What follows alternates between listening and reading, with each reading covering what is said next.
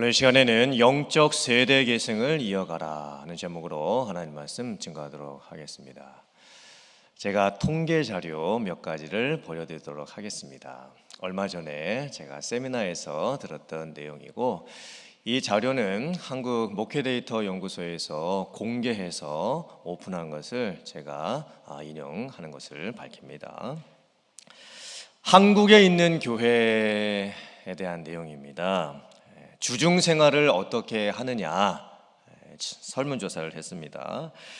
그때 교회를 다니는 어른들 중에서 평상시 주중에 그래도 하루에 10분 이상을 성경을 보든지 기도를 하든지 뭐라도 한다, 그러니까 63%입니다. 그리고 주중에 하루에 1시간 이상을 신앙에 관련된 어떤 것들을 한다가 20%나 됩니다. 제가 이 통계를 보고 깜짝 놀랐습니다. 와, 그래도 한국 교회가 대단하다.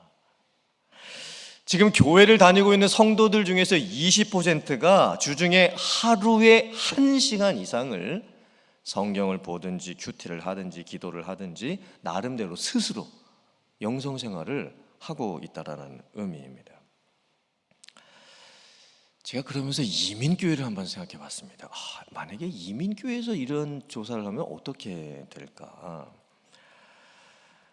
솔직히 이민교회는 주중에 거의 아무것도 못 하시다가 주일날 한 번 교회에 오셔서 예배 드리시는 것으로 신앙생활을 다 하시는 분들이 아마 꽤 많을 것으로 생각이 듭니다. 솔직히 우리 교회 금요예배나 토요새벽 예배도 보면 나오시는 분들만 나오고 있죠. 잘 안 참석하시는 분들은 내가 아예 거기를 가야 되겠다라고 생각조차 지금 안 하고 계십니다. 심각한 겁니다. 자, 그런데 이제 자녀들에게 다시 한번 물었습니다. 첫 번째 화면 다시 보여주십시오. 청소년들에게, 중고등부 학생들에게 주중에 신앙생활을 어떻게 하고 있느냐 물었더니, 저 이제 그래프가 두 개가 있잖아요. 그 중에 하나는 이제 청소년들에 대한 건데, 자, 28%는 주중에 하루 중에 신앙생활에 관련된 것을 아무것도 안 한다 대답을 했고, 5분 정도는 한다라고 대답한 것이 24% 정도 됩니다. 그러므로 한국 교회라도 청소년들 같은 경우는 청소년들의 절반은 하루에 신앙생활을 5분도 안 하고 있습니다. 청소년들이 하루에 신앙에 관련된 활동을 5분도 안 합니다. 그게 절반이나 되는 겁니다.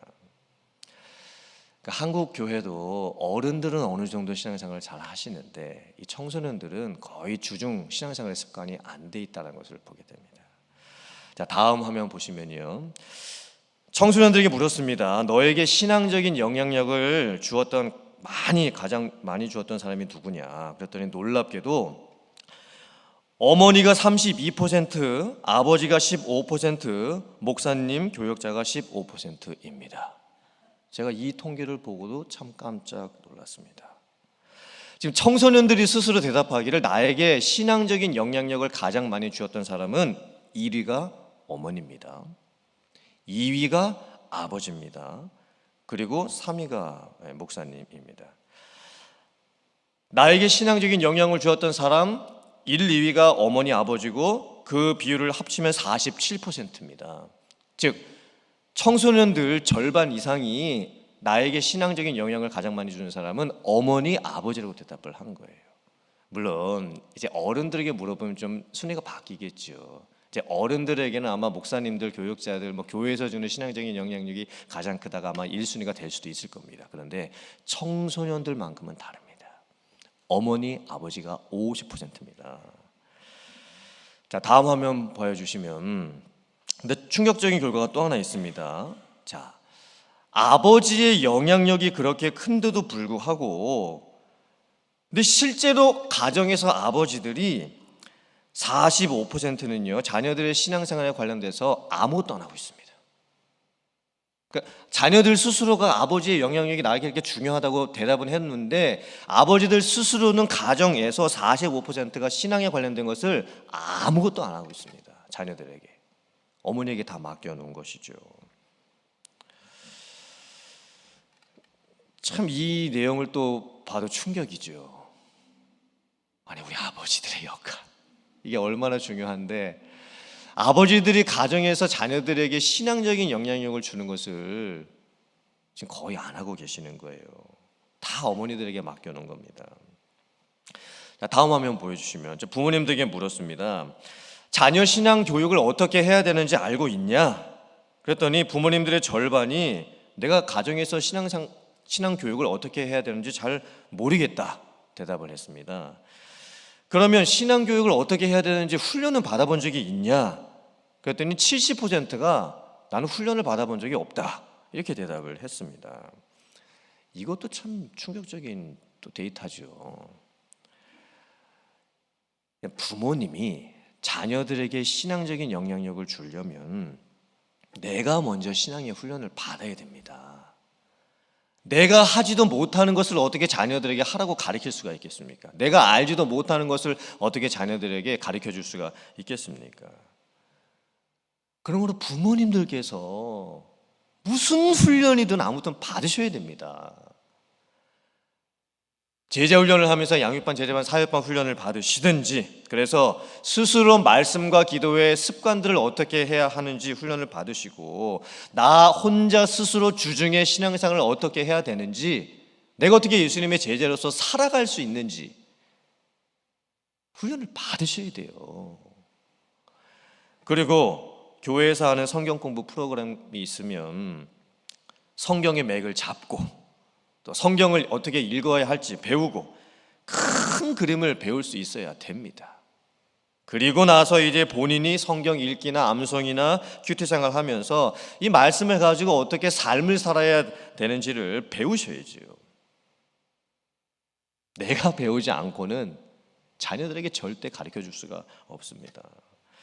물론 지금 주일학교에서 전도사님과 선생님들이 열심히 자녀들을 가르치고 있습니다. 하지만 그 아이들이 교회에 와서 일주일 동안 약 2시간밖에 머물질 않습니다. 금요 예배를 와도 1시간, 주일 예배 와도 1시간입니다. 너무 부족하죠. 그래서 가정에서 부모님들이 자녀들을 훈련시킬 수 있는 이 체계를 만드는 것이 참 중요합니다. 자, 다음 화면 보시면요, 자녀들에게 이제 물었습니다. 그러면 너는 부모님의 신앙을 잘 계승할 수 있을 것 같으냐? 그렇게 물었을 때 무려 27%가 자기는 부모님보다 신앙생활을 잘 못할 것 같다고 대답을 했습니다. 즉, 나는 부모님의 신앙 계승을 잘 못할 것 같고 나는 부모님처럼 저렇게 신앙생활 잘 못할 것 같습니다 라고 대답한 비율이 무려 27%입니다. 27%. 이것도 참 충격적인 통계 아닙니까? 아마 이민 사회와 이민 교회의 상황은 더 심각하다고 할 수 있을 겁니다. 지금 이민 교회에는 부모님과 자녀들 사이에 언어 장벽이 있죠. 문화 장벽도 있습니다. KM과 EM의 갈등도 있고, 또 역기능적인 가정의 모습이 이민 가정에는 참 많죠. 그래서 솔직히 이민 사회와 이민 교회에서 자라는 우리 다음 세대의 앞날이 참 어렵습니다. 부모와 자녀들의 간격도 크지만 지금 우리 교회만 보더라도 60대, 70대 분들이 신앙생활 하는 모습과 50대 분들이 신앙생활 하는 모습과 40대 분들이 신앙생활 하는 모습이 참 많이 다릅니다. 참 많이 다릅니다. 그럼 우리가 어떻게 영적 세대 계승을 이어갈 수가 있을까요? 가정에서는 어떻게 부모의 신앙을 자녀들에게 물려줄 수가 있을까요? 교회에서는 어떻게 80대, 70대, 60대, 50대, 40대로 신앙의 계승을 잘 할 수가 있을까요? 그 답은 어디에 있을까요? 함께 말씀을 통해서 오늘 은혜를 나누고 도전을 받기를 원합니다. 첫 번째, 윗세대를 기억하고 다음 세대를 이해하여 영적 유산이 끊어지지 않게 해야 합니다. 출애굽 이후에 하나님의 백성들의 세대 간의 모습을 보면 다음과 같이 정리를 할 수가 있습니다. 화면 한번 보여주시길 바랍니다. 광야 시대가 40년이었죠. 1세대들이었습니다. 고난 속에서 말씀과 체험으로 하나님을 경험을 했습니다. 가나안 정복 시대가 16년입니다. 1.5세 제2세대입니다. 전쟁 속에서 싸워 이기면서 하나님을 또 경험을 했습니다. 그런데 사사시대는 무려 350년입니다. 이제 제3세대, 4세대, 5세대가 흘러갑니다. 그 세대의 모습은 자기 소유, 자기 만족, 자기 소견대로 하나님을 다 잊어버리는 세대가 됩니다. 자, 광야 시대 40년을 살았던 1세대들의 모습을 보면요, 매일매일이 고난의 행군이었습니다. 집도 없습니다. 땅도 없습니다. 먹을 것도 없습니다. 입을 것도 없습니다. 그런데 매일매일을 살아내야 됩니다. 먹을 음식도 하나님께서 내려주시는 만나를 먹고 살아야 됐고, 마실 물도 바위 틈에서 흘러나오는 물을 먹고 살아야만 됐습니다. 은혜 없이는 하루도 살 수가 없었습니다. 율법의 말씀 읽고 암송하고 묵상하고 율법에 정해진 대로 매일 아침 저녁으로 예배 드리고 절기 예배를 드리고, 죄를 지으면 제사장에 찾아가가지고 합당한 의식을 치르면서 죄의 용서를 받아야만 했습니다. 매일매일의 삶이 예배와 말씀과 기도와 죄사함이 있는 그런 습관이 있었던 겁니다. 온몸으로 하나님의 은혜를 경험하면서 살았다는 거죠. 그래서 광야 1세대의 모습을 보면 고난 속에서 피어난 광야의 꽃과 같은 뭔가 생명력이 느껴지는 그런 모습이 있었습니다. 그래서 모세가 광야 생활 40년 다 마치고 나서 이제 신명기를 이제 쓰면서 유언의 말씀을 신명기에다가 다 남기죠. 그리고 광야 1세대들에게 특별히 이렇게 부탁을 했습니다. 신명기 32장 45절부터 47절 말씀 같이 봉독합니다. 시작. 모세가 이 모든 말씀을 온 이스라엘에게 말하기를 마치고 그들에게 이르되, 내가 오늘 너희에게 증언한 모든 말을 너희의 마음에 두고 너희의 자녀에게 명령하여 이 율법의 모든 말씀을 지켜 행하게 하라. 이는 너희에게 헛된 일이 아니라 너희의 생명이니 이 일로 말미암아 너희가 요단을 건너가 차지할 그 땅에서 너희의 날이 장구하리라. 광야 1세대에게 남겨진 유언과 같은 명령이 무엇입니까? 이 신명기의 모든 말씀을 너희의 자녀들에게 다 가르치라. 너희의 자녀들이 다 알게 하라.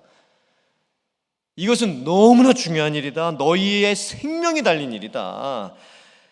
이것을 하느냐 못하느냐가 너희의 자녀들이 앞으로 어떤 삶을 살아야 될 것인가가 결정이 되는 것이다. 그리고 이제 모세가 죽죠. 그리고 광야 1세대들도 이제 많이 죽습니다.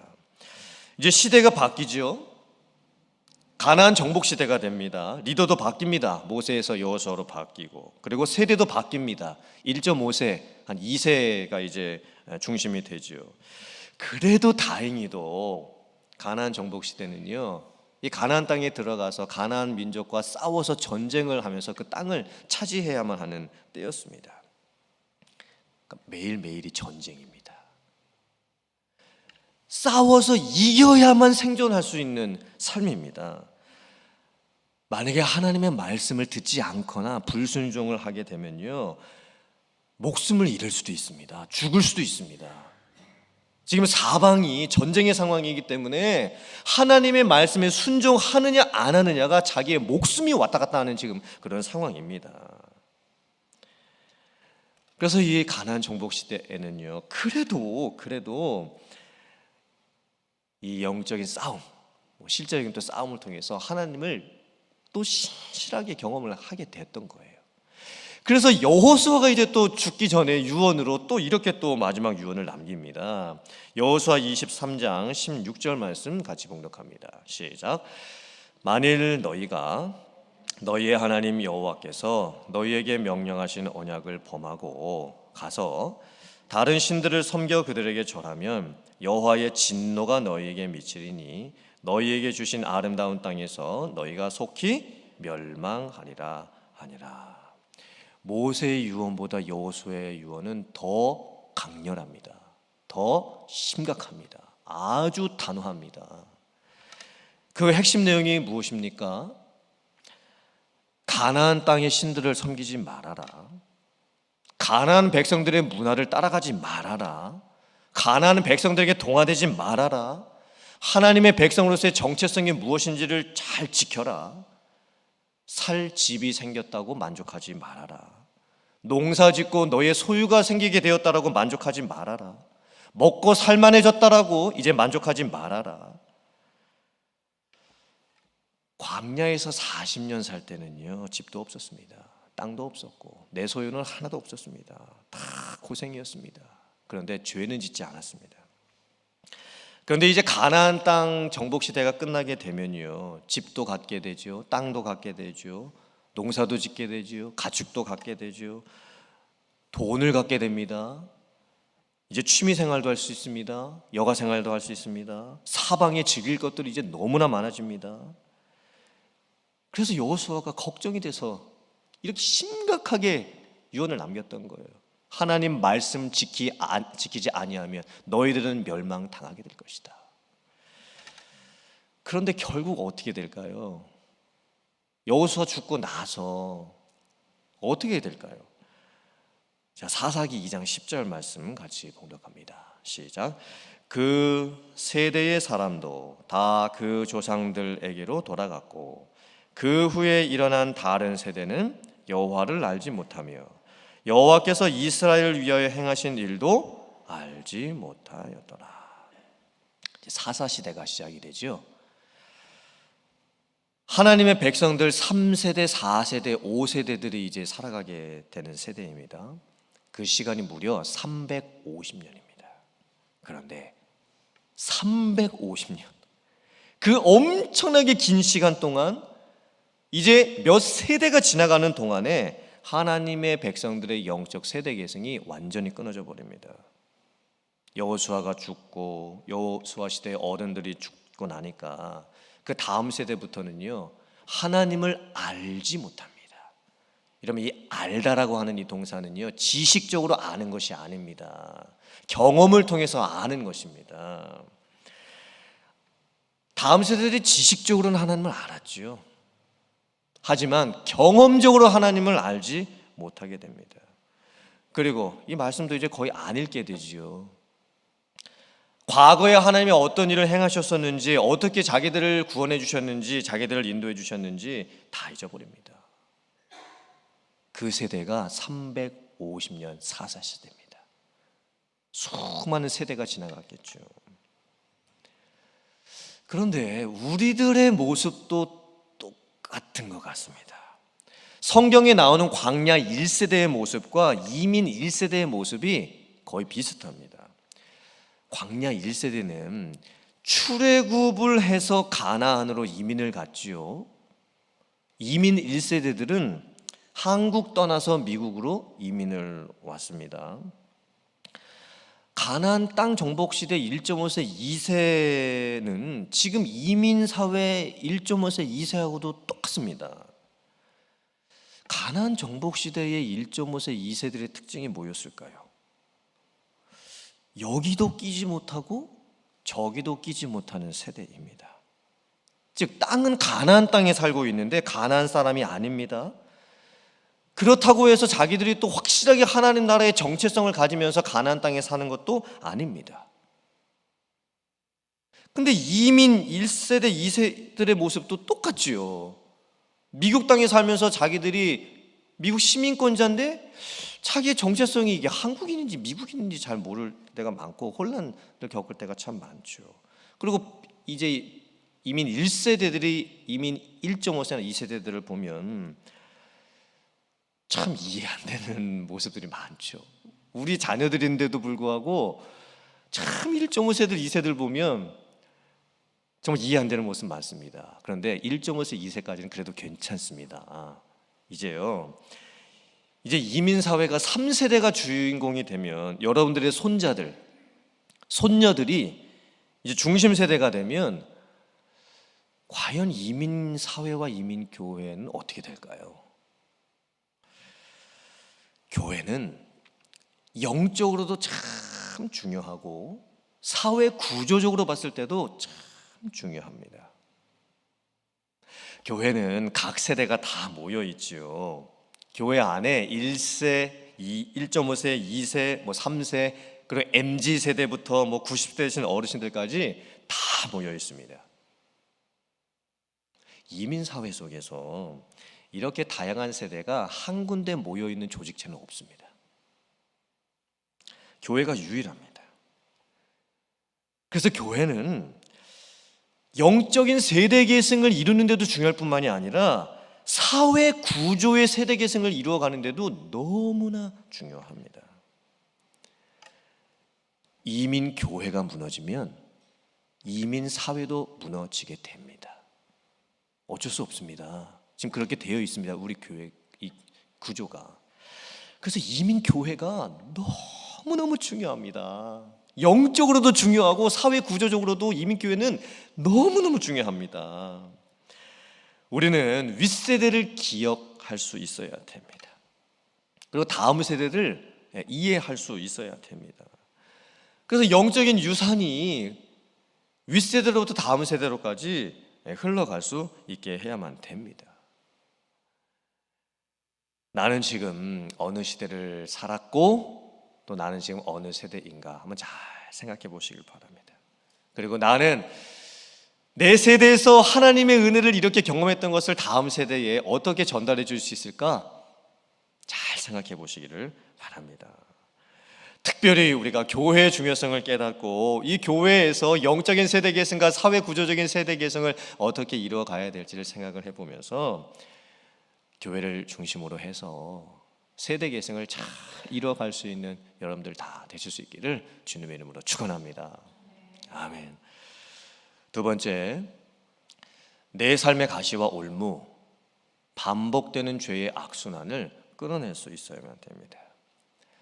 자, 그러면 구체적으로 이 다음 세대들에게 영적 세대 계승을 어떻게 해주어야 하는 것일까요? 그럼 나부터 뭐를 해야만 하는 것일까요? 내가 무엇을 함으로써 가정에서 자녀들에게 영적 세대 계승을 해주고 교회에서 다음 세대에게 영적 세대 계승을 해줄 수가 있을까요? 악순환을 끊어내야 됩니다. 반복되는 죄의 악순환을 끊어내야 됩니다. 그리고 내 삶에 있는 가시와 같은 것들, 올무와 같은 것들을 끊어낼 수 있어야 됩니다. 사사시대의 악순환이 무엇이었을까요? 화면을 한번 잘 보세요. 사사시대는요, 저 사이클이 반복됩니다. 350년 동안. 첫 번째, 죄를 짓지요. 두 번째, 고난을 받습니다. 어려움을 당합니다. 세 번째, 하나님께 이제 간구합니다. 우리를 살려달라고, 우리를 구원해달라고. 그러면 네 번째, 하나님께서 구원을 해 주십니다. 사사들을 보내주시고 사사들을 통해서 구원을 베풀어 주십니다. 그런데 다섯 번째, 금방 잊어버립니다. 다 망각해버립니다. 그리고 똑같은 패턴이 처음 죄부터 다시 반복이 됩니다. 이 악순환이 개인에게도 반복이 되었고 세대에도 반복이 되었습니다. 한 사람이 자기의 평생의 삶을 살면서도 저 악순환이 반복되고 세대가 350년을 보내면서 저 악순환이 계속 반복되는 거예요. 저거를 끊어내지 않고서는 영적 세대 계승은 없습니다. 저 사이클이 내 삶에서 끊어내지기 전까지는 영적 세대 계승은 안 됩니다. 교회에서도 저런 악순환이 끊어내지지 않으면 교회에서도 영적 세대 계승은 안 이루어지게 되는 거예요. 자, 사사기 2장 2절부터 3절 말씀 같이 한번 봉독합니다. 시작. 너희는 이 땅의 주민과 언약을 맺지 말며 그들의 제단들을 헐라하였거늘 너희가 내 목소리를 듣지 아니하였으니 어찌하여 그리하였느냐. 그러므로 내가 또 말하기를 내가 그들을 너희 앞에서 쫓아내지 아니하리니 그들이 너희 옆구리에 가시가 될 것이며 그들의 신들이 너희에게 올무가 되리라 하였노라. 하나님의 백성들의 삶에 왜 악순환이 일어났을까요? 350년 몇 세대가 지나가면서도 왜 죄의 악순환이 계속 일어났을까요? 그것은 이 가시들을 제거하지 않았기 때문입니다. 올무들을 제거하지 않았기 때문입니다. 가시가 뭐고 올무가 무엇이었을까요? 가나안 사람들의 신들, 문화, 습관, 유혹들이었습니다. 하지 말아야 될 것을 하지 말아야 되는데 계속 하지요. 죄인 줄 알면서도 계속 죄를 짓습니다. 나쁜 습관인 줄 알면서도 끊어내지 못하고 계속 합니다. 가시에 찔렸으면 상처가 났죠. 그리고 아픕니다. 그럼 가시에 다시 찔리지 않으려면 여러분, 이 가시는요 항상 유혹 가운데 있는 거예요. 예쁜 꽃들 보세요. 장미도 그렇고 꽃이 예쁠수록 가시가 반드시 있습니다.